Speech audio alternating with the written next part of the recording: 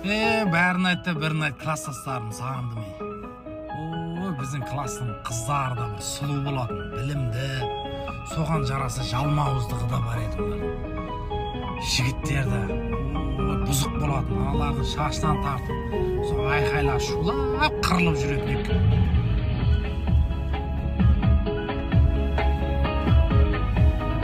Қазір енді бәрі 3-4 баланың әке-шешесі, үлкен қыздарымыз, үлкен әйел қатын болды.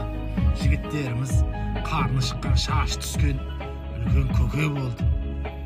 Арасында бойдақтарымыз да бар. Сол бір сәттер қанша деген адам көз алдынан өтеді екен.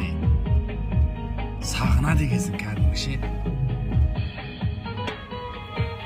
Ана жақсы кездер алдама десек, жақсы кездер өтіп кеткен екен. Класстастар, жүректесіңдер.